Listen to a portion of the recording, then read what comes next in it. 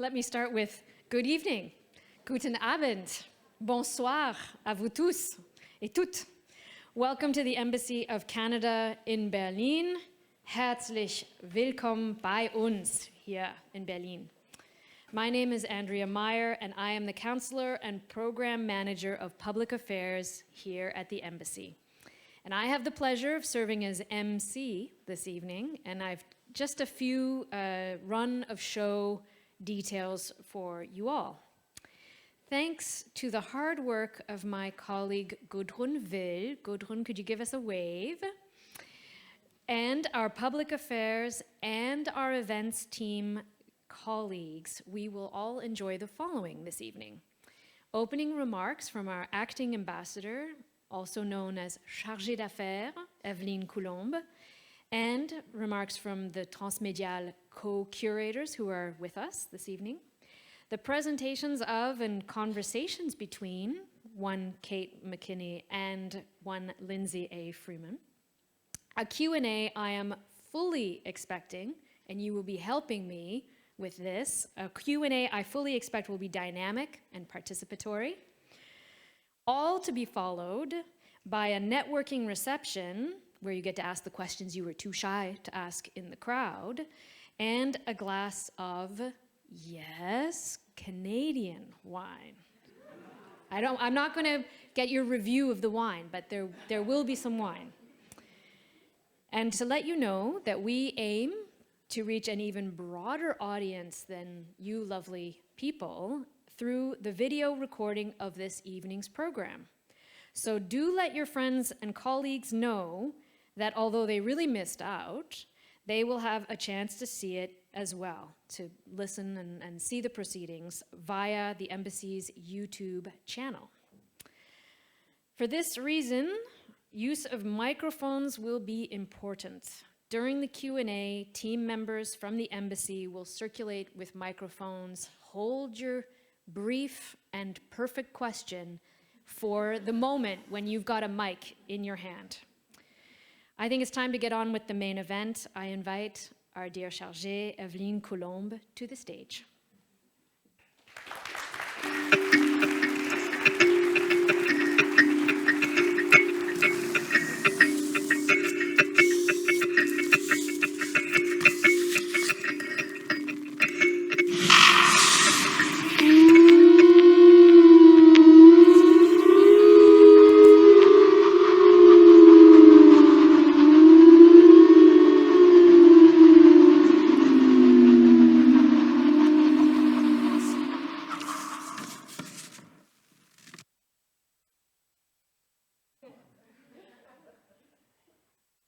Merci, Andrea, and good evening, everyone. Our keynote speakers as well, Cait McKinney and Lindsey A. Freeman, who came all the way from Vancouver, and so very far, but I'm glad you made it okay and you look well.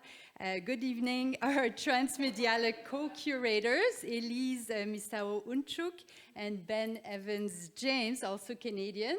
And then good evening, the managing director, Filippo Giannetta, who must be here somewhere.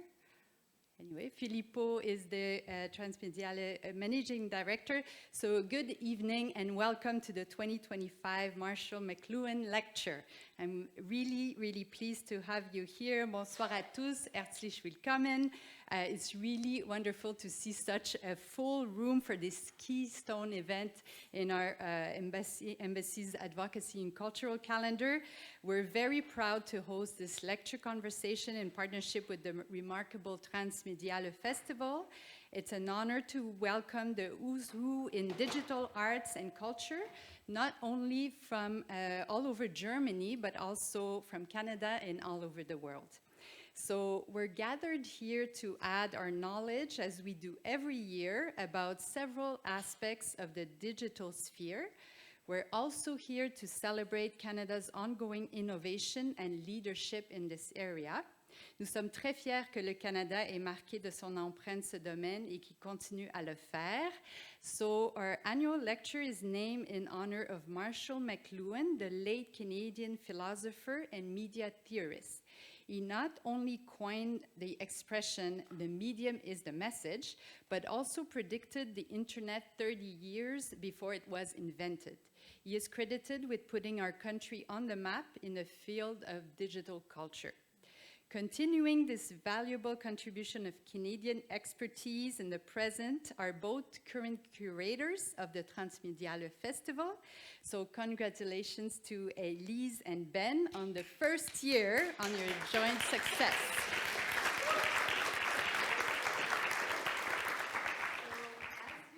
The festival has extended invitations to talented individuals from Canada and around the world. Tonight, we're pleased to present not just one, but two Canadian speakers in Cait, McKinney and Lindsey A. Freeman. They have traveled here from Canada's West Coast, where they both work and teach at Simon Fraser University, to tell us how the queer community has adapted and utilized digital technologies to build connections, share knowledge, and inspire collective action. We consider the subject highly relevant in times of threats against LGBTQI+ individuals, reduced digital accessibility, and misinformation.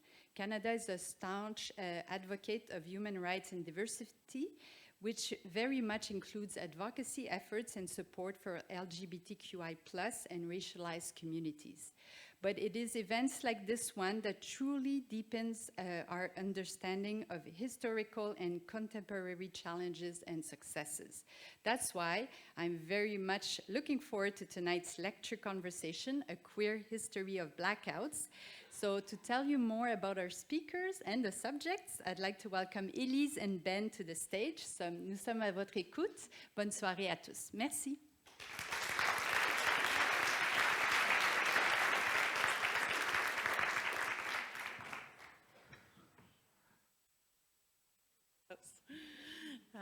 Good evening and welcome. Thank you. Every year since 2009, the festival has its unofficial pre-opening, its first gathering, in the form of the Marshall McLuhan Lecture, a now annual event held as part of the Transmediale Festival and presented in cooperation with the Embassy of Canada to Germany here in Berlin, to whom we are grateful for their continued support. In doing so, we recognize the legacy of Canadian media theorist Marshall McLuhan, whose work, as we've just heard, and as many of us already know, on media theory and communication has been influential, if not fundamental, in understanding technological and social change. The McLuhan Lecture features Canadian scholars, artists, and thinkers who engage with themes related to media theory, technology, and culture, areas that were central to McLuhan's work. And so it is with great pleasure this year that we are joined by Cait McKinney, an associate professor in the School of Communication at Simon Fraser University in in British Columbia, specializing in sexuality studies, media history, and activist media. You may know them from their books. If you don't, we highly recommend them. Information Activism, A Queer History of Lesbian Media Technologies, and I Know You Are, But What Am I? On Pee Wee Herman, among others. Their research focuses on the mediated conditions in which queer people, especially activists, have taken up new computing and information technologies to serve their communities and their movements. This work surfaces queer modes of technological use that show us alternative ways of understanding technologies and their politics, and offers new media theories and methodologies that emerge from and can account for the knowledges of queer people. And their work fits perfectly with the theme of this year's festival, Near, Near, But Far, which posits that algorithms reform our human need for connection by advancing proximity as a replacement for the closeness we yearn for in the times we live in, where proximities, new proximities, and weird intimacies arise as a result of the fusion between ourselves and our devices. Though digitally mediated proximities such as these might feel in opposition to what it means to be close and in community with one another, it may also be what allows us to begin to care for those who make life possible. It's the setting out of this dichotomy that proximity is not the same as closeness that offers us the starting point of this year's festival theme. So to establish this dichotomy, we can turn to a number of examples. And of course, we encourage you to attend the festival program to learn more. For example, we can suggest that there are different temporal qualities between proximity and closeness. So while proximity is fleeting, relations shaped by our last like, follow, or share, closeness is lasting, built on interpersonal relations forged over time. But for tonight, I want to briefly introduce one particular dichotomy between proximity and closeness that I hope provides some context for our time with Cait McKinney and Lindsey Freeman.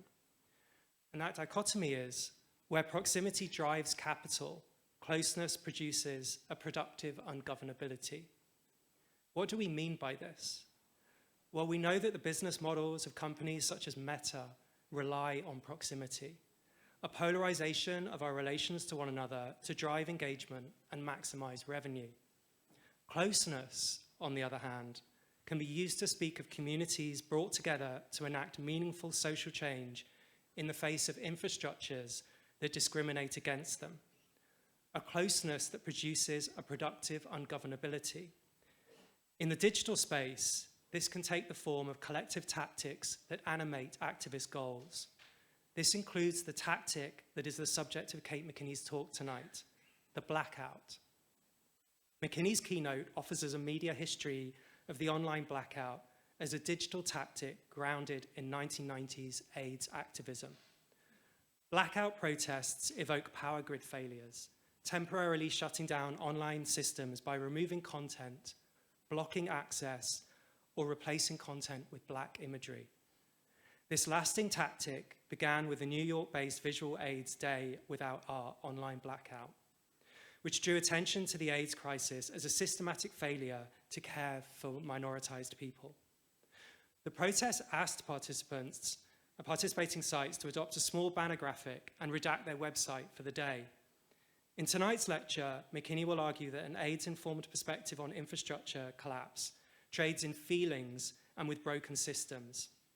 They situate this historical analysis of the online blackout in a wider queer media theory of blackouts as impasses, in which effective life abruptly shuts in generative ways.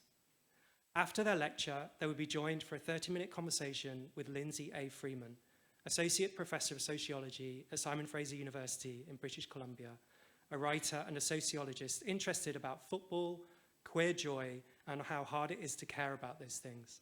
She recently published Running, a book about running cultures, crews, and collectives, and she also writes and thinks about atomic places and things. After their conversation, there will be a chance for Q&A. So thank you all for your kind attention.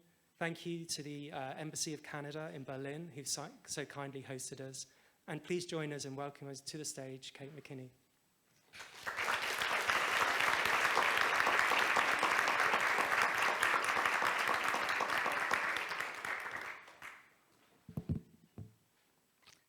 Good evening, everyone. Thank you for being here. It's a real pleasure and an honor to get to speak with you tonight and to get to share the stage with Lindsey, who's a colleague and someone I've thought alongside a lot, and also a dear friend. I wanted to start by thanking Ben and Elise for the invitation. I'm excited for the whole festival, and I hope to see many of you there this weekend, and also to thank Chargé Colombe and Andrea Meyer for hosting us, and all of the embassy staff as well. So this is new work, and it comes out of a book project that I'm working on called The Sex Lives of Data, and so I'm eager for your thoughts and feedback. This is Ford's new electric truck. It's called the F-150 Lightning, and it was created to keep the full-size truck market profitable through new environmental policies and the rising costs of fossil fuels. The F-150 has been marketed as doing all the things that a classic gas-powered truck can do. Fit lumber in the flatbed, tow heavy things, make its driver look both competent and as if concern for climate change is the least of his concerns. This electric truck has also been marketed as technological insurance against vulnerability to electrical grid failures or blackouts. The Lightning can power an entire house for up to 3 days. Now, Now, these are marketing images that position the truck as its own mobile power station during moments of extreme weather. So we can see here in the images that Dad is cutting fallen branches from a hurricane with his conveniently electric chainsaw that's plugged into his truck. In fact, this entire conspicuously lit suburban home is plugged into the truck.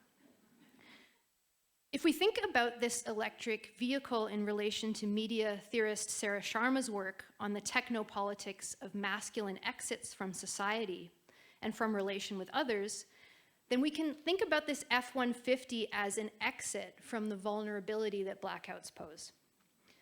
This need for F-150 owners to ensure their private space and family from blackouts is an exit from the existential threats of climate change. It's also an exit from proximity to those of us who live in the commons as a material and affective necessity. And I'm talking here about poor people, sick people, racialized and queer and trans folks for whom public systems have already and routinely spectacularly failed. These ads claim, I am not those people, I have an electric truck. The threat that blackouts pose to those without this kind of rugged autonomy from systems and power grids is existential, but it's nothing new. We can think about housing inequities or falling through the so-called cracks of social services, or not being able to afford adequate heating, or lacking access to good healthcare as all being related examples of infrastructure failures to which some people are more vulnerable than others. Electrical blackouts threaten to place those who understand themselves to be above relying on broken systems into this shared category of vulnerability. And that's because when the power goes out, it goes out for everyone. In other words, part of what is scary about blackouts is the ways that they promise to universalize the impacts of systems failure. So as Ben already mentioned in his intro, I'm interested today in how activists have taken up the blackout aesthetic as an online protest tactic, and in doing so, how they enliven the affects of infrastructure failure. Now, activists have long drawn on blackouts to mark how systems that appear to be functioning well for some people are deeply broken to others. And the blackout protest tactic trades in the interruptive function of blackouts by shutting down access to information or communication, by restricting lines of sight, or by otherwise using blackness and redaction to obscure. And I've put on the slide what I think is the most recent example of an online blackout. This is from just last week. It was a blackout, a large-scale blackout of all Meta platforms. So these include Instagram, Facebook, and WhatsApp.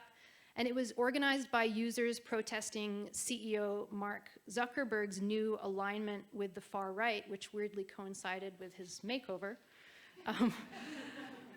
and his elimination of content moderation policies that were protected users, or tried to protect users against things like hate speech and disinformation.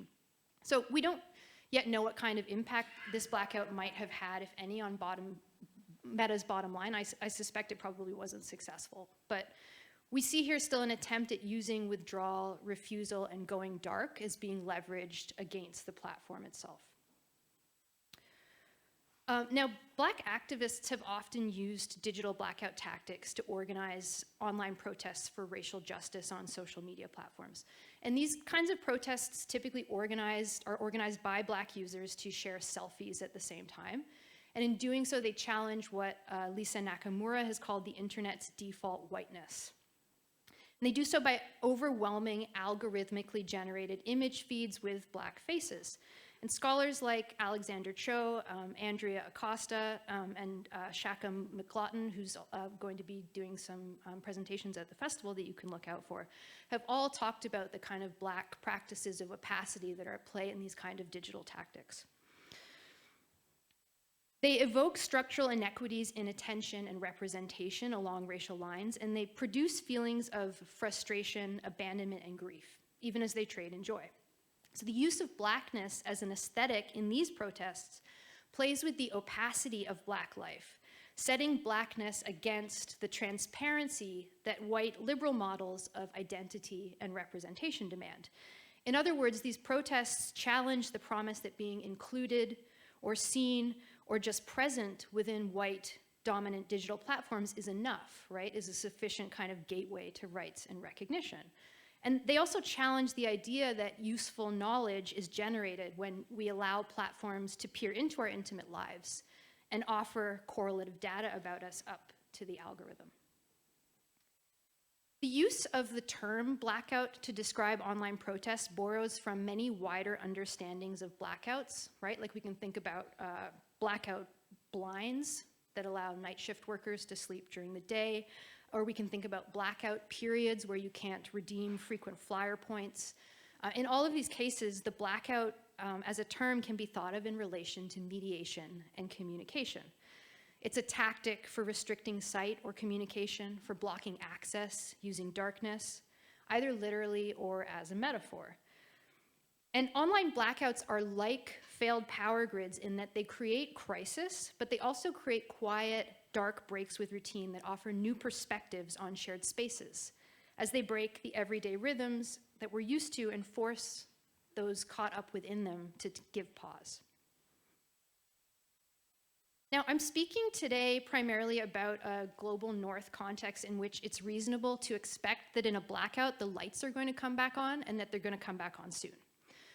So here, blackouts are interruptive and they're iterative, but they're not ongoing and chronic, even as they still make plain the environmental racism that differently shapes climate change impacts.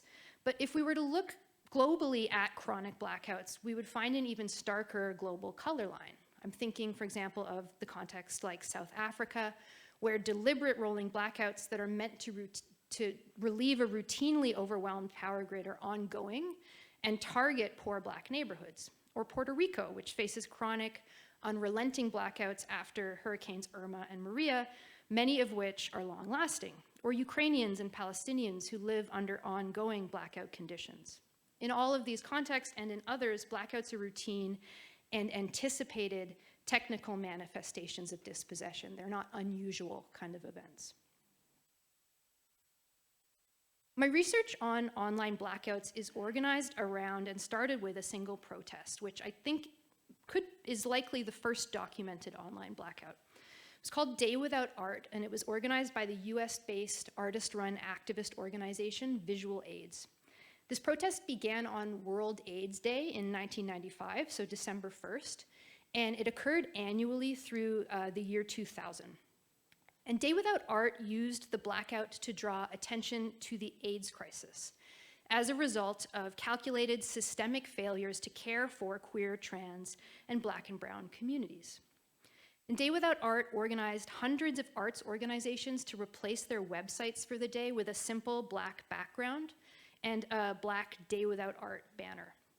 So visitors who were checking museum websites for exhibition information confronted instead a black screen and a link to the protest website. And the protest website shared artist projects, and it contextualized HIV/AIDS as a crisis in need of attention and of government action. And this was during a period when internet use involved dialing up to send an email or ploddingly touring through the bookmarks you had saved or the web rings that you liked on topics that you cared about. And so this action represented a major disruption for people who were embedded in the online art, museum, and HIV worlds. It shuttered a basic infrastructure that was quickly becoming a critical economic and communications engine. And it did so by blending established agitprop tactics with new computer networks and their promises. The Day Without Art protest used an adaptable template. So those of you who still know HTML can kind of figure out from looking at this that this was designed to be like very easy for people to participate in. So there's a banner graphic and standardized and simple HTML and CSS that you could copy and paste into your own page if you wanted to take part. In other words, it wasn't technically difficult for organizations to join this protest, and it created a look and feel of blacked out sameness across one small niche corner of the World Wide Web. The 8 kilobyte black and red or white and red GIF that you see here looks lo-fi and pixelated by our standards today, but in 1995, I assure you this was an eye-catching graphic, believe it or not. And it was also, importantly, it was designed to download quickly at 14.4 kilobyte per second download speeds. Day Without Art began offline. Oh wait, I want to show you this first. So this is an example of what a website participating in the protest looked like. And it's kind of interesting that most of the archives I've been drawing on to do this work are paper-based, because web archives don't tend to scrape like on a single day, right? So it's like whatever visual aids printed and kept as a record is sort of what's available as a document of what this looked like. So organizations had a lot of options around how they could participate. Some blacked out their websites altogether, or took down all the graphics, so it was a kind of step back in time to a lower bandwidth, text-dominant aesthetic. And overall, these kinds of blackouts in digital spaces are a tactic of AIDS activism that materializes the intimacy between AIDS and erasure. The kinds of silent death created by shame and abandonment of those most affected by HIV/AIDS.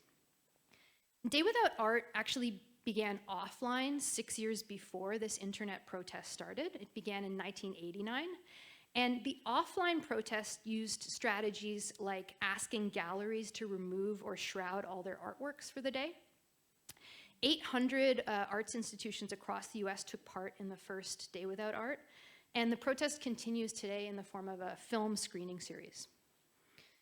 Day Without Art is based in the simultaneous engagement of death and life, or mourning and action. And in that respect, it reflects broader tactics of AIDS protest from this period that many other scholars have explored. So Douglas Crimp, most notably, has written about AIDS protest tactics in the 80s and 90s as exercises simultaneously in what he calls mourning and militancy, and the kind of inseparability of those concepts. Marika Seafor has argued that these kinds of tactics were designed precisely to go viral in their imagery. And Marty Fink has argued that they deliberately evoke disability justice through attention to grief, but also to care and mutual aid. And we can recognize these sorts of affects in iconic actions that you see here, like die-ins on the left, or ACT UP's Black Silence Equals Death banner, also on the left. Here, that banner is pictured blacking out or redacting the Federal Drug Administration's marquee. And on the right, we see another iconic image of artist and activist David Wojnarowicz, who's wearing a jacket appliqued with his much quoted provocation, "If I die of AIDS, forget burial, just drop my body on the steps of the Federal Drug Administration." This statement from Wojnarowicz inspired a real protest 4 years later called the Ashes Action, where AIDS activists threw their dead loved ones ashes over the White House fence onto the lawn, attempting to black out, or really more like gray out, the grass in a blanket of ashes. So these kinds of tactics respond to HIV/AIDS as a problem of silence, and they do so using in-your-face representations of queer life and intimacy, but also death. And this aesthetic allows protesters to grieve together as they perform disruptive tactics that shut down spaces and systems. One of the most iconic AIDS protests of the early 1990s was ACT UP New York's 1991 action at Grand Central Station called the Day of Desperation. And for this action, hundreds of activists occupied the station at rush hour. They used their bodies to make it difficult for commuters to move through the space, and they draped large banners over wayfinding information, such as this board of train departures and platform locations. These black banners placed over the schedule board evoke practices of redaction familiar to late 20th century left movements through moves to open government policies and also freedom of information, ACT requests, or access to information, ACT requests in Canada. The media studies scholar Anjali Nath has argued that when minoritized activists take up redactive visual tactics like this, they're critiquing the valorization of transparency that undergirds Western exceptionalism. And they draw our attention, and this transparency normatively draws our attention away from state violence. So activists are trying to put our attention back on those practices of state violence. These activists instead are drawing on opacity, or the right to be inscrutable to forces of violence and power. Here, opacity is again leveraged against the liberal transparency of capitalism and urban life, represented by this train schedule in one of the world's largest commuter rail stations. Importantly, This AIDS protest was also about standing against the United States' role in funding the Gulf War. Protesters chanted, "Fight AIDS, not Arabs," and lifted a large banner to the ceiling that you see on the right here using helium balloons. And it read, "Money for AIDS, not war." Last fall, Jewish activists calling for a ceasefire in Gaza deliberately emulated this AIDS protest from 30 years prior, and many of actually the same people were involved in both protests. So several of the organizers of this protest had also been involved in ACT UP in the 80s and 90s, and you can see here the slightly less effective attempt to block the train schedules with a "Never Again for Anyone" banner. And here this is symbolic mostly, right? Because we all use our phones to check train schedules these days. I think it's really important to think across these two blackout protests that took place in the same space 32 years apart. We can see here protesters using blackout tactics to connect the HIV/AIDS crisis with imperialism, right? And to insist that these are related manifestations of systemic violence and strategic abandonment that are in need of a blackout response. Analog blackout protests persist in the present around other issues which I would argue are also related to these ones, such as climate change. So this is a recent Greenpeace protest in the UK that draped Prime Minister Rishi Sunak's residence in black banners to protest new licenses for undersea gas drilling. When we understand the blackout as a protest tactic that's intimately tied to AIDS and its cultures of mourning and militancy, these contemporary actions take on new resonances about the impacts of climate, of war, and of other state-backed violence. The specter of HIV/AIDS in these contexts demands that we pay attention to the injustice of differential vulnerability to climate disaster, to war, to death, and to dying. It's a reminder that system failures impact all of us differently and can be an everyday experience for many of us. So to return to the Day Without Art, AIDS activists developed the digital blackout because they wanted to represent the intimacy between AIDS and the erasure that was produced by silence, censorship, and death. And in the case of Day Without Art's web blackout, which began in 1995, logging on and finding nothing in the place of a familiar website that you went to like every couple of days was a visual shock, right? And a profound kind of interruption in web browsing and information seeking for the typical user. So an article in the Netley News, which was a popular blog about web culture at this time, described it this way. "We went to our friend Flyvision's website, Palimpsest, which you see on the right, today and found nothing but a big X. So to discover absence where there was once content that you relied on was especially jarring in this digital moment that felt fragile and impermanent because it was made of code in an era before internet archives or the popular use of screenshots.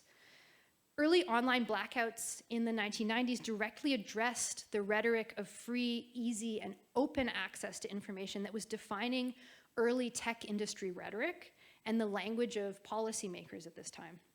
Instead of trading in the transparent ease and freedom of information access, blackouts leveraged opacity through frustration and misdirection. And the blackout was also a deliberately viral visual tactic about an actual virus, as it repeated from site to site across the whole museum and gallery sector.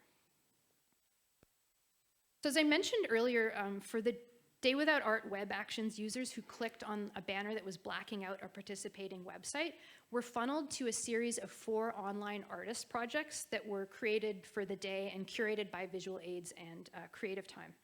And for one of these projects, which you see on the slide here, Visual Aids commissioned the new media artist G.H. Hovagimian to enliven words that had been written by the poet John Giorno for Visual Aids 2 years earlier.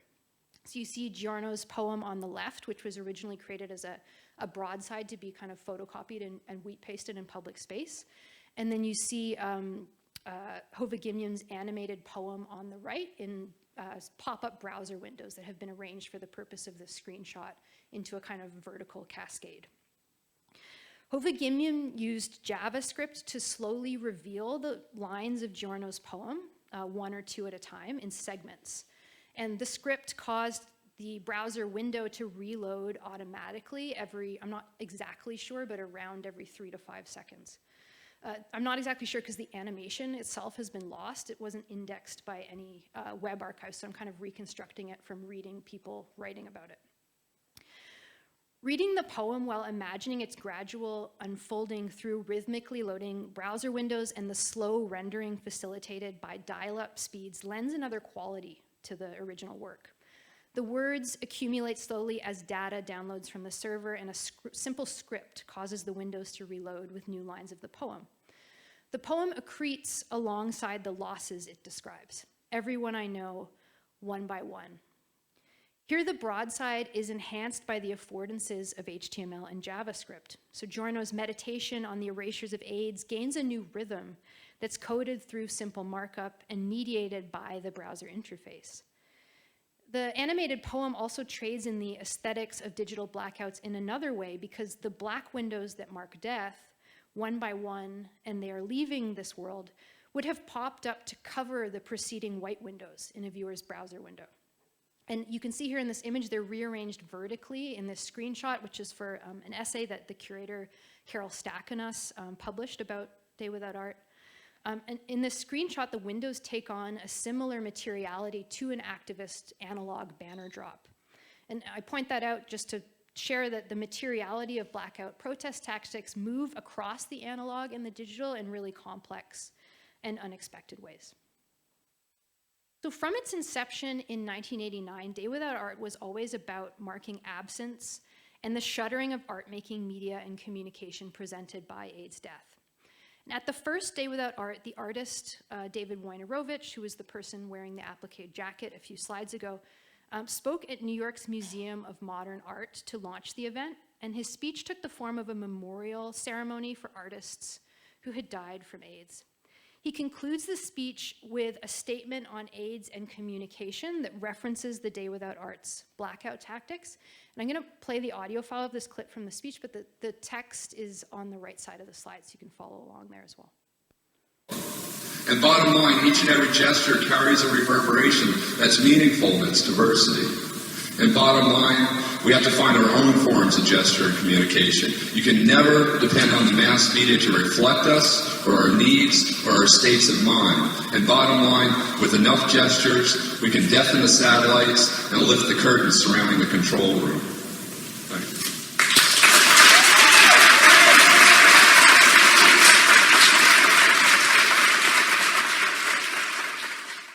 I left the applause in that clip because I think it kind of evokes a little bit the feeling of being what it might have felt like to be in the room.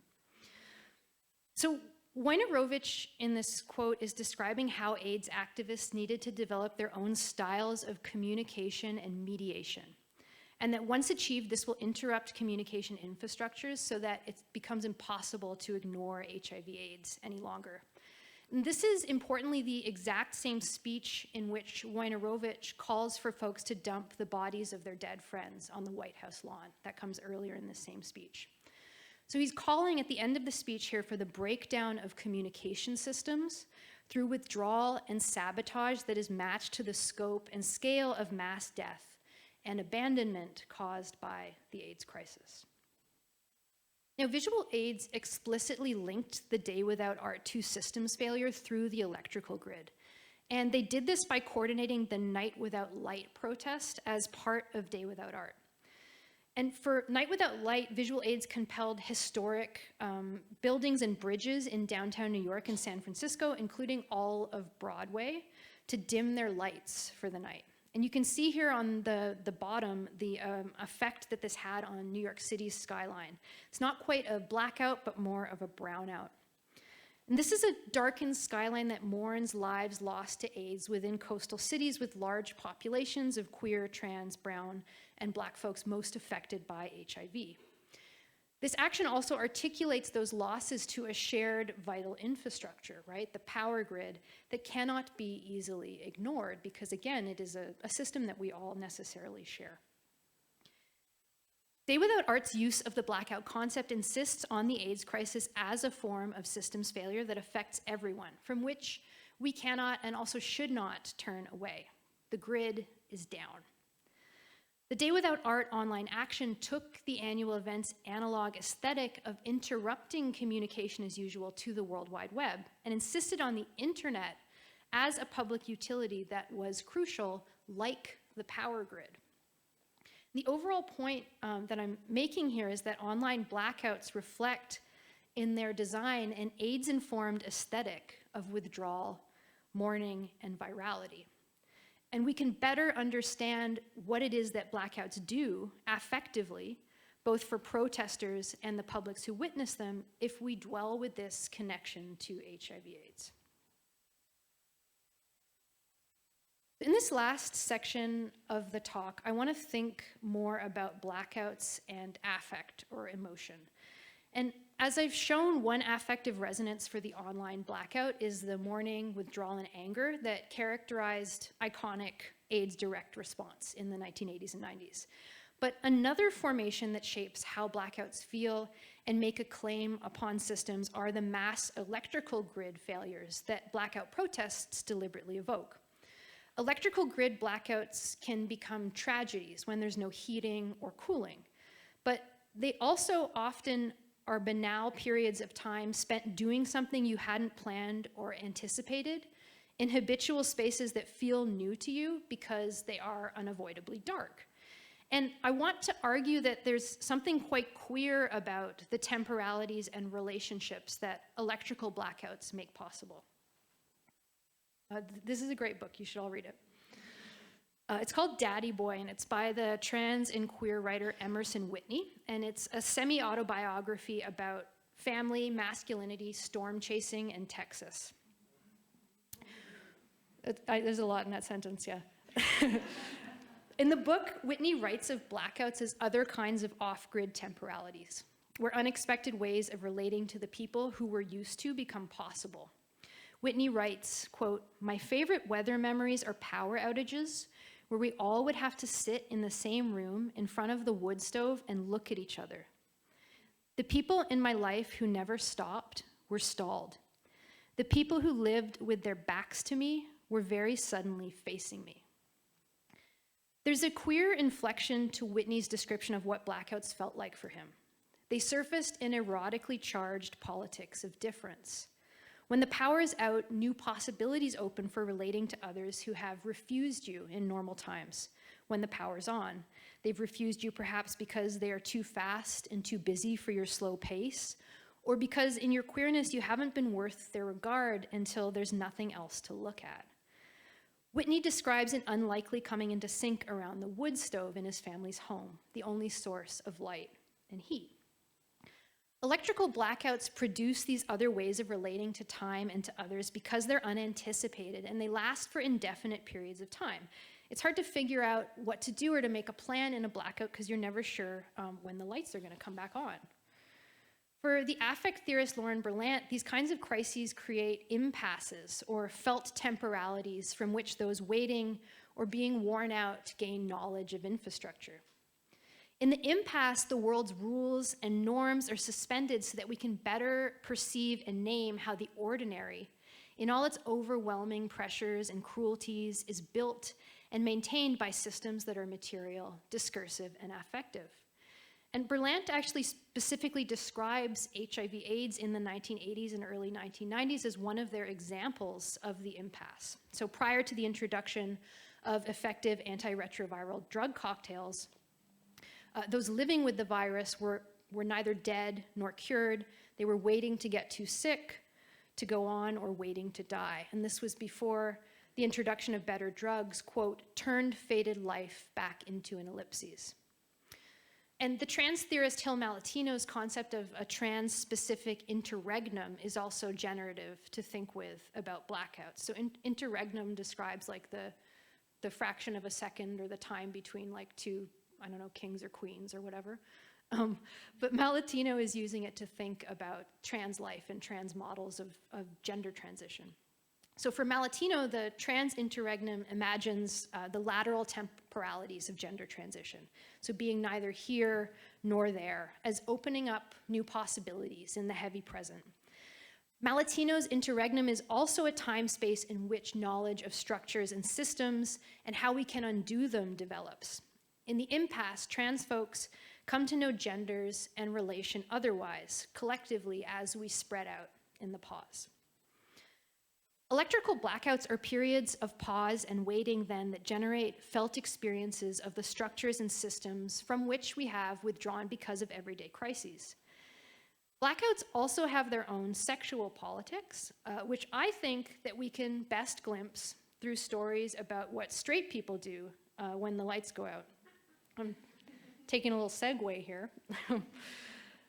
On Thursday, April 14th, 2003, at that time I was living in Toronto. I was back for the summer from university in Vancouver.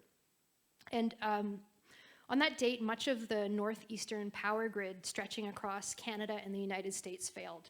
So 10 million Ontarians, myself included, were without power, most of us for several days, some up to 9 days. And the cause of this blackout was a combination of fallen trees, human error, a software glitch, but also importantly, the privatization of Ontario's power grid, which had caused it to sort of slowly erode. This was the most significant blackout in 4 decades and evoked memories of the 1965 Great Northeastern Blackout, which you see on the right, which also started in Ontario with a tripped transmission line. This was the mayor of Toronto for a really long time. He was a furniture salesman who was elected mayor. So in 2003, Mel Lastman, the mayor of Toronto, attempted to calm the people during this blackout with a joke. I can't do his voice, I wish I could. I guess in 9 months, we're going to see the biggest baby boom we've ever seen. So this is a lasting urban myth and a thing that politicians say about heterosexual coupling after any major systems failure.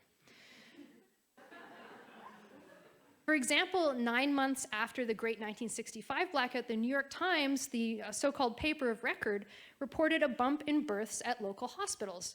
Reasons given for this bump in the article are not being able to find or see birth control products in the dark. You didn't have the flashlight on your phone then, so it'd be harder. People are bored or scared, and that makes them want to have sex. And also an actual medical doctor is quoted speculating that blackouts magically produce heightened fertility in a spiritual sense. However you slice it here, the idea is that blackouts engender a break with the normal rhythms of heterosexual coupling. Sex is what steps into the impasse as a way of dealing with the dithering crisis that blackouts pose. Now, demographic studies into these claims, and there have been many, have shown that there is no significant correlation between power grid failures and birth rate. So why then the prevalence of this myth?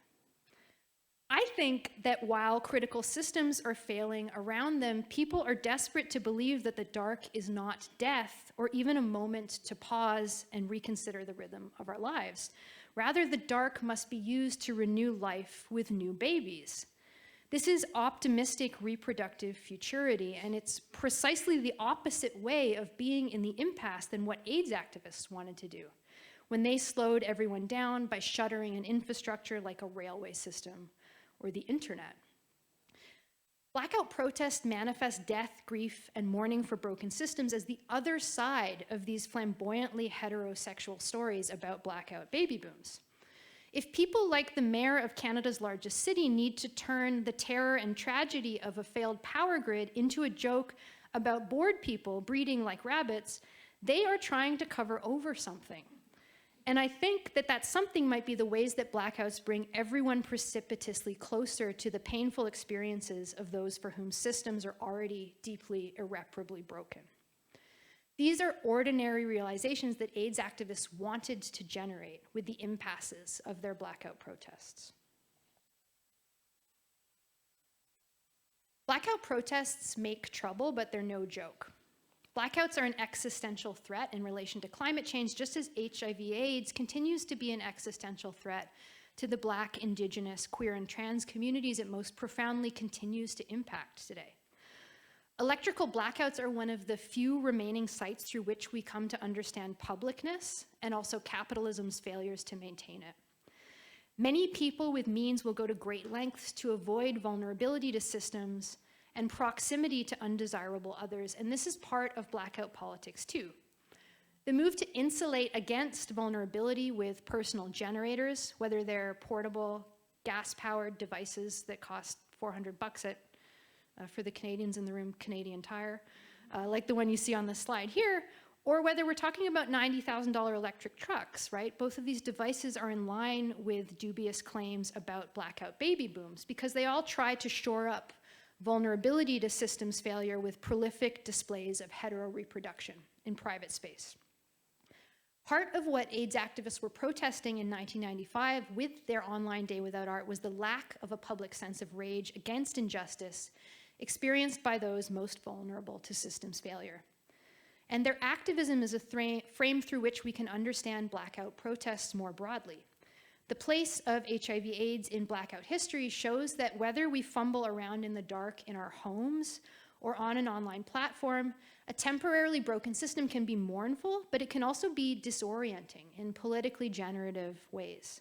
My hope is that a blackout media theory helps us to draw out these kinds of connections towards a stronger critique. Thank you.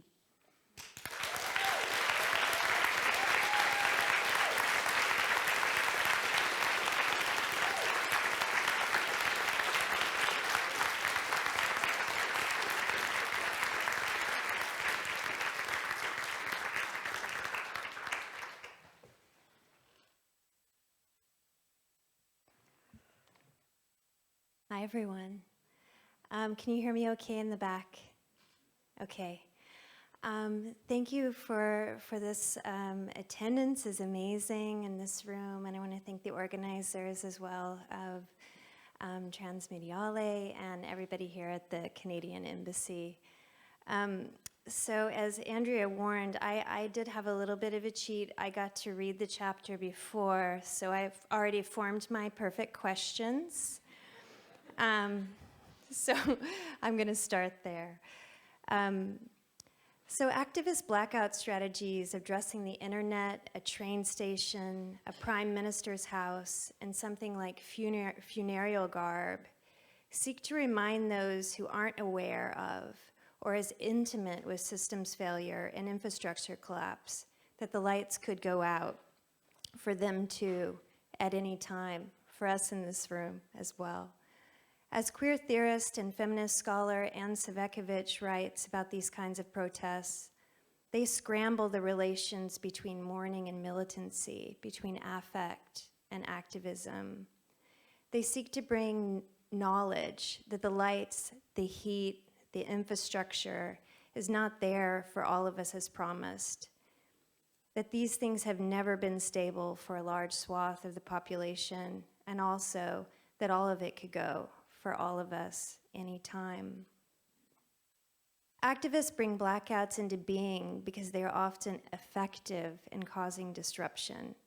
These strategies are successful in creating some chaos because electrical blackouts function as existential threats in environmentally precarious times. As Cait shows, responses to this threat vary. There's increasing awareness of activism, there's apathy and fear, but there's also kind of an obsession with self-reliance and a revitalization or continuation of what I can think of as like a nuclear bunker mentality. Cait shows us the Ford 150 Lightning, and it's imagined that it's an exit for the vulnerability that blackouts pose. But I see it too as a way to make a certain set of people find an electrical vehicle palatable and purchasable.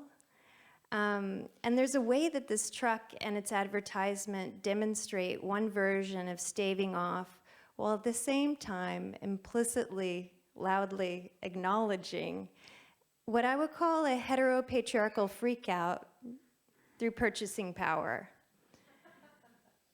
So we saw this too with the other route to this freakout, and keeping this at bay seems to be denying what can happen in the murkiness of the dark with the myth of the power outage baby booms. So Cait, how do you think about these responses in terms of wider attitudes to the public versus private, or what I might call the social versus the insular nuclear familiar in times of increasing environmental disaster? That's a big question. Thank you. Thank you for it. I mean, I don't think I'm going to guess I'm not alone here in feeling like we are living in a sort of particularly egregious moment of overlapping crises. Like, I feel like that is very palpable to all of us in whatever sort of communities or geographies in the world matter to us. And I think what we're seeing is a real retreat from the commons that is being organized and promoted by far-right movements. So right-wing governments in the way that they are specifically right now anti-immigrant and anti-trans, right? That's a way of rejecting or creating more distance from undesirable others. And in some ways, it's the same move as the electric truck, right? It's like I will create this autonomous bubble in which I live and cannot be touched by any of you. And I think like we have to really, I mean, and lots of people are activists and scholars are doing this, but we have to be like really clear about like what it is that we're talking about when we talk about environmental catastrophe or climate change, right? Like that doesn't happen in a bubble. Like it is one of the ways that racism happens and is perpetuated. It is one of the ways that dispossession and housing inequity is made worse, right? Is through climate change impacts. So I think it's really important as a response to this kind of withdrawal from proximity or closeness with others that we try to draw those connections and talk about like what it is that we're talking about when we purchase an electric truck or sort of withdraw into our homes and away from the commons, right? This kind of drive to autonomy as a solution, in summary, is like it's really deep, and control of our environment often, I think, stands in for trying to control our exposure to or vulnerability to other people. Yeah. I think too, just as more and more people are like moving into their vehicles, I can't stop. Once I saw this ad for the truck that Cait shared with me, I can't stop thinking about it as it's like it's powering the home. It's like this truck can do anything. And in a weird thing, right, I kind of want it now, you know? And why is that working on me like that? Sorry, I went off script, but it's very powerful, right? It's very powerful. My second question, kind of lead in, starts with, there was this guy named Charles Fritz, and he became known as a disaster sociologist, which when I tell my students, they think that that's very cool as a potential career. But Fritz did have some really interesting ideas. So he was working in post-World War II US context. And what he argued in his work was that disasters actually give us a chance to be better people. Not that we should wish for them or anything. Obviously, it's terrible to live through disaster, but they give us a chance to be, to break out of our routine and to be kinder and less selfish. And so he had this concept that he believed that is enacted in disaster, what he called tend and befriend. And so he said this is actually the more common default, tend and befriend rather than fight or flight in a disaster. And this comes to, this idea is picked up, I actually found out about Charles Fritz through reading Rebecca Solnit's book, which is called A Paradise Built in Hell, The Extraordinary Communities That Arise in Disaster. And through her work, she shows, thinking also with Fritz, that disasters, like Cait spoke about as well, alert us to the fact that the infrastructure is not so stable. And for many people, they already know it's not stable, but it alerts a kind of whole area, like when all of New York City or all of Toronto is in a blackout. And what she shows in there is that the institutions that have kind of promised to take care in a general social public sphere kind of way, when they fail us, people really pick up the slack in really beautiful ways. And what she noticed in her research is the people who pick up the most slack and who do the best in these times are actually the people who have had less stable infrastructures. And so her work is like looking at trying to learn from people in these moments and what can last from that post the disaster in ways to make a better world. And so I was wondering, Cait, in what you've been researching, if you see some kind of parallels with some of these ideas. Yeah, I mean, I think first off, throughout the literature on like what happens in a blackout, there's all these stories about people kind of meeting their neighbors for the first time or like coming together and offering support. And so there is a lot of truth to that. One of the few good things that I think has come out of the COVID-19 pandemic is the real popularization of people's knowledge of mutual aid and cultures of organizing to help and support each other. And these aren't like new tactics. They've like long been practiced, for example, by communities of color. They just like really reached a kind of wider saturation, I think, in public discourse during the pandemic, which is, of course, ongoing. But like importantly, practices of mutual aid or like supporting your neighbors through crises, like those aren't libertarian moves, right? Like they're not aimed at like getting rid of government or getting rid of institutions or structures. They're like trying to support each other and find ways to get by in the kind of shadow of institutions and governments that ignore you and don't care about you.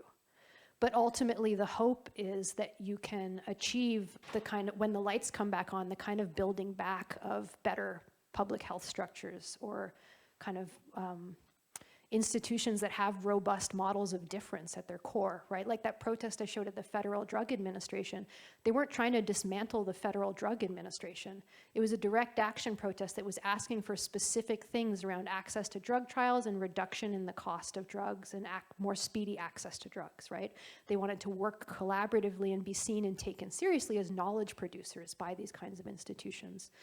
So like to get back to your question, I think we are seeing a real attack on social structures, on institutions that are meant to help people. We're seeing like their takeover by far-right forces. At my own university that I share with you, EDI programs are currently being dismantled and defunded as a kind of austerity measure.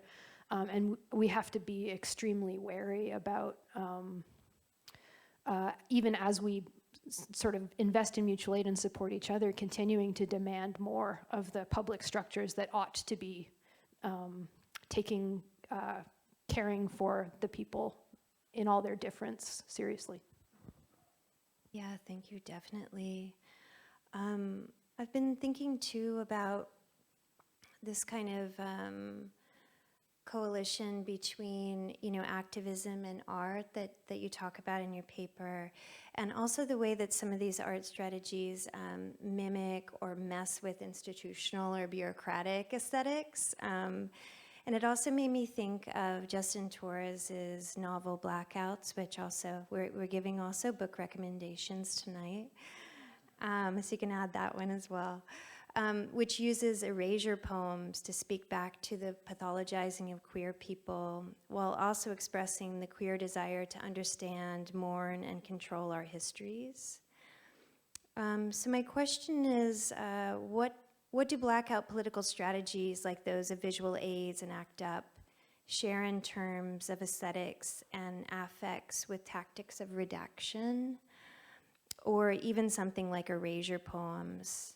And how might these strategies resonate with what you call opacity, the right to be inscrutable to forces of violence and power, with and against the desire to be seen, where something like A Day Without Art makes people have to think about all the art made by queer people who we have lost to AIDS?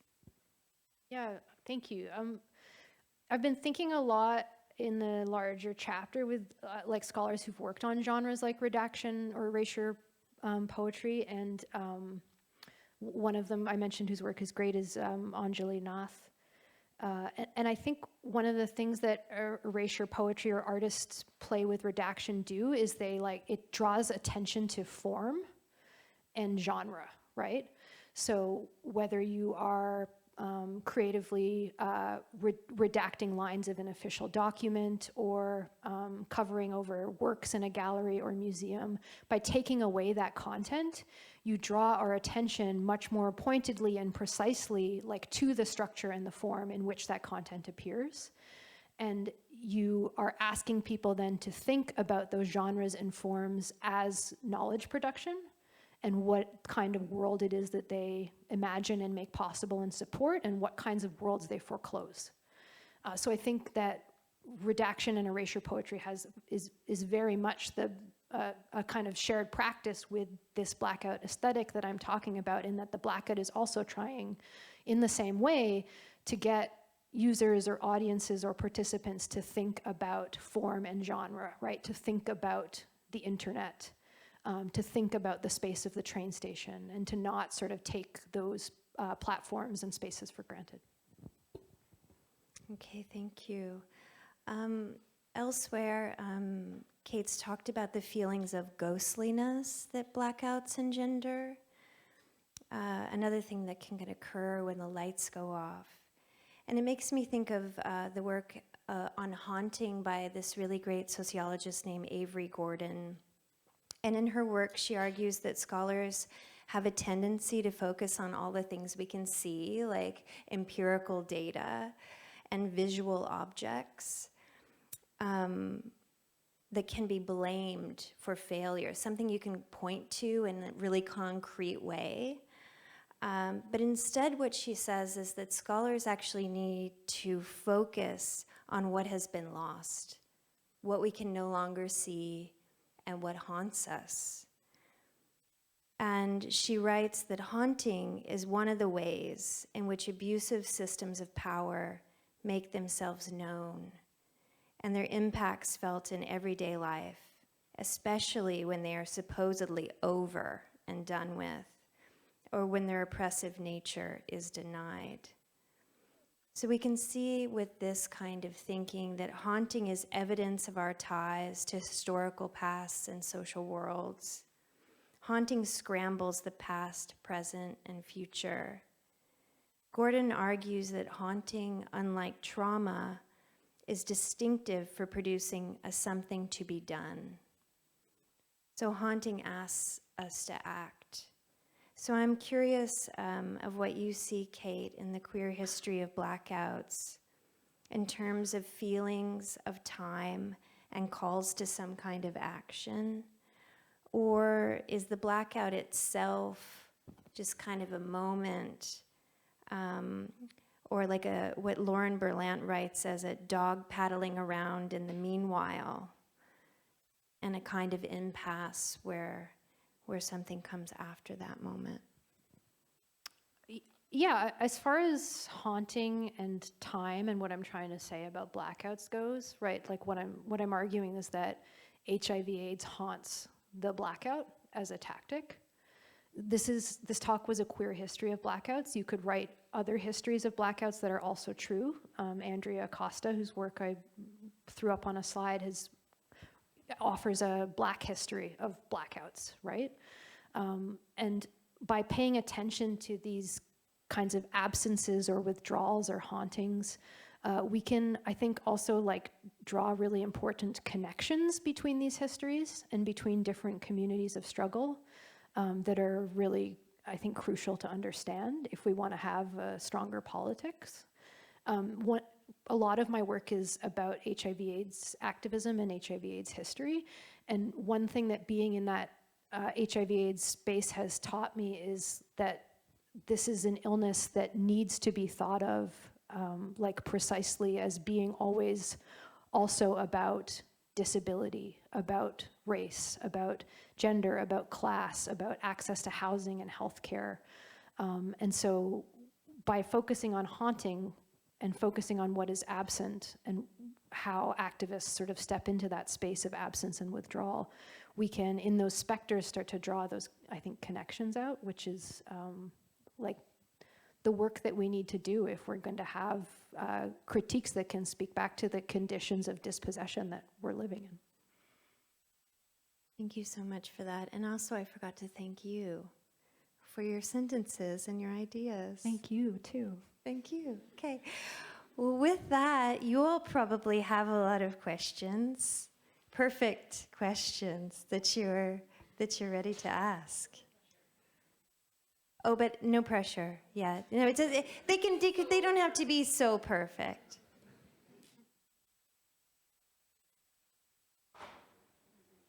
Hi.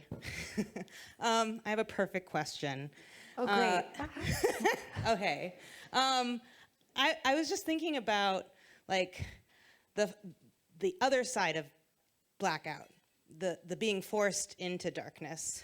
And I wonder, like, I've had multiple colleagues doxxed. I'm an American professor, a trans American professor, and it's not fun right now. And there's, people are getting blacked out in a way, or threatened in ways, with anything that they have online is put out there towards populations of people that do not agree with them.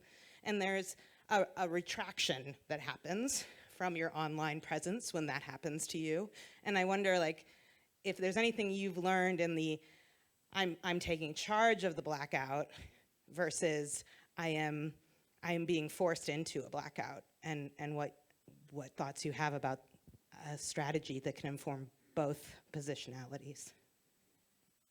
Yeah, thanks, Nika. That's a perfect question. I don't know if I have a perfect answer, but it's very useful for me to hear the question for the chapter. I guess the first thing I think about in response is I have to do some more thinking about whether I think those are the same thing, because I'm not sure that they are, in terms of the way that coercion and power is at play in both. Like they are similar aesthetic experiences in that they result in a sort of withdrawal or being removed or restricted from one's communication or participation in media and technology. But like one is about a collectively organized and deliberate form of withdrawal where the space you're withdrawing into is one of like support. And the other is like forced and coercive. But at the same time, like you're right that they do share a sort of, like they're two different digital praxis that I think you're right that they are quite entangled with each other, and that there's like more for me to think about there for sure. Yeah, I guess that it was more like strategies of survival.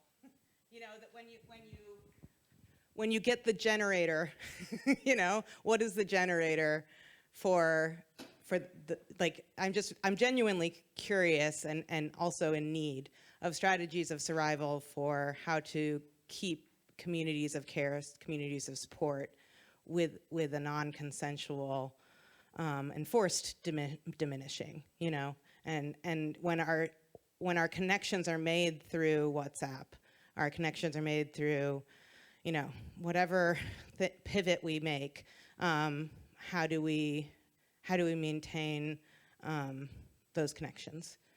Yeah, and like I think at the core of your question too is like, what I'm hearing is like, how do we keep each other safe when the tools we have, the digital tools that we have to communicate, most of them are dangerous and toxic, right? So what are the ways that people are finding to get by or continue to build technologically mediated forms of closeness within those conditions? I hope, and I think we'll see a lot of that this weekend. But the answer is definitely not like through a meta product. we know that, right? Thank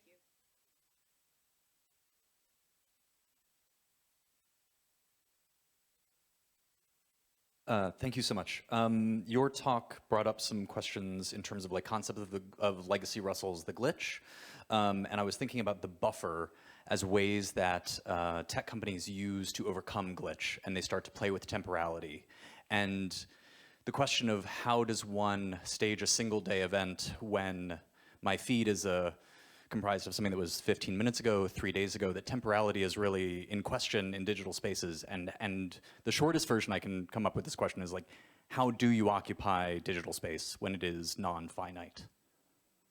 Yeah, Lindsey and I were talking on the walk over here about how many of the online blackout protests that I see today don't seem to be as successful in sort of articulating a concrete demand and achieving that demand. And I think that has just so much to do with the nature of the way the internet is in our hands and is so app-based and constrained by stores and regulations and policies, and the corporate governance models that have shifted since the 1990s. I think it's also about how like routine and ubiquitous our relations to online communication are. I think it's also about the dissolution of direct action tactics in a lot of organizing. And I think the other part of your question about the glitch is like great to think with, right? The blackout aesthetic that I'm getting at is different than the glitch, but it has a lot in common in the sense that it's an attempt to sort of momentarily break a thing in a way that reveals the interface to you a little bit more, right? So that you can see the kind of political assemblage of that interface. And so it's like a really rich concept to think with, and I appreciate you bringing it up in your question too.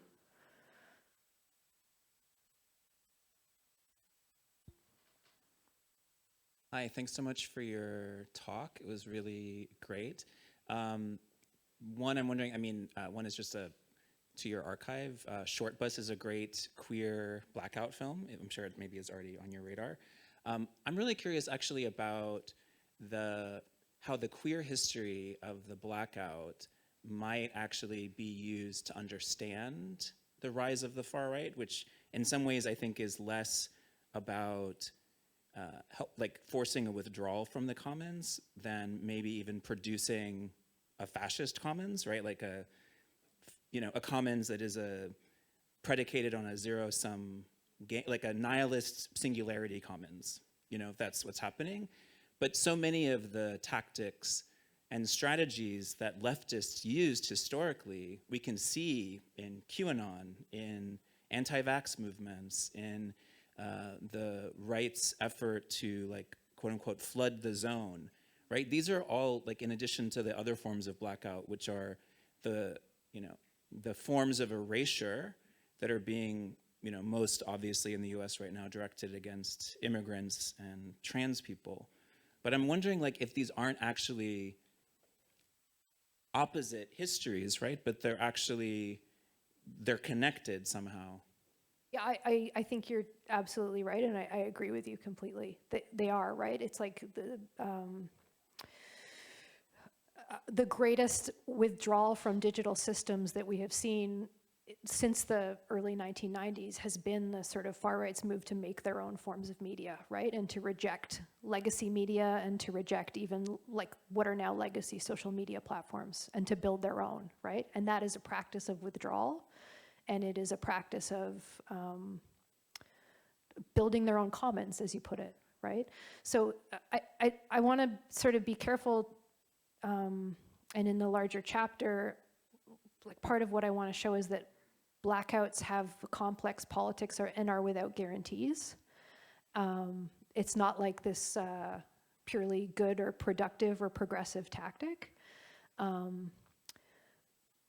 at the same time, it is a tactic that many different kinds of communities of struggle have used to make do within technological systems that are not of their making, but that they have to work and live within.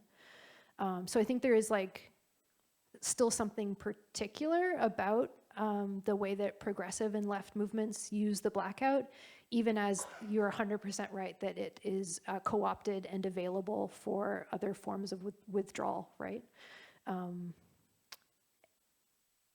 And I don't know how to like think through that problem, and I don't know how to speak back to it. And I think that is part of the issue that we're having here politically, is like we have such a paucity of models to kind of name and speak to that. Yeah, it bums me out. Thank you for the question.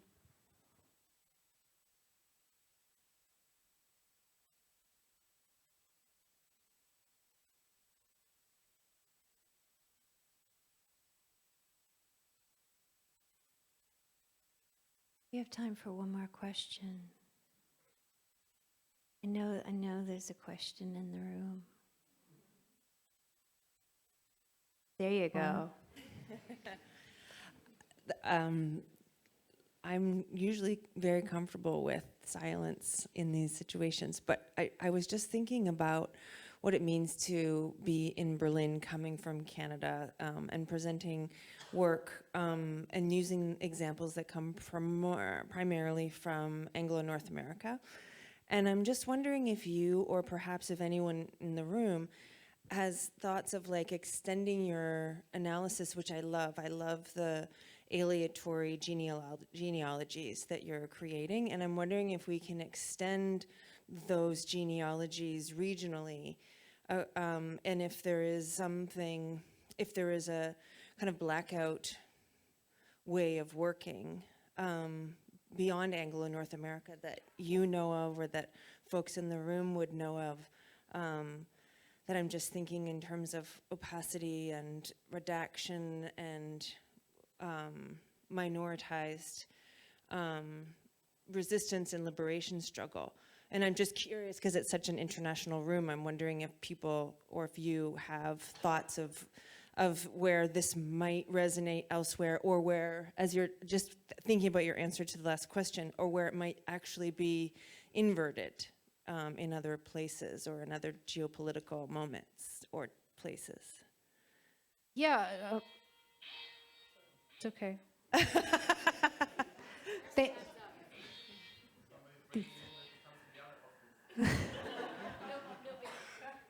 Thanks, TL, for that question. I mean, like, as you know, I'm an Americanist in my training, and that's the work that I do. But it's certainly been interesting presenting this work in international context and learning from hearing the other people's answer to that question. Like, I've given this talk in Berlin before at Humboldt, and it was really interesting to talk with German scholars about how, first off, like, power grid failures are not a thing that happens all the time here, because the power grid, from a political economy perspective, has been developed in a cooperative way and works properly, right? Well, it works better than in a Canadian or U.S. context, right? But it was also interesting to hear from those folks that the term blackout is used in the English by, I mean, correct me if I'm wrong, but this is what other Germans have told me, is used in the English in German popular culture to talk about practices of like redaction, for example. Or like giving this talk on a comparative lit program and hearing from so many students and faculty like, okay, but in the South African context, this is what blackouts mean, and in the Puerto Rican context, this is what blackouts mean. So the work has really been shaped by those conversations, even as it remains about Canada and the United States. And I'm very happy to hear from anyone in the room if they would like to add any responses to TL's question.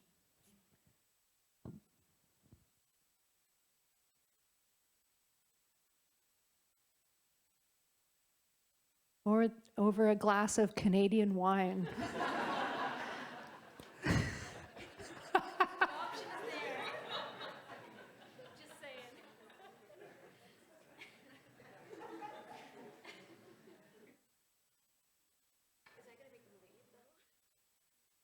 You want to wrap things up, or do we? Okay. Okay, everybody, that's it.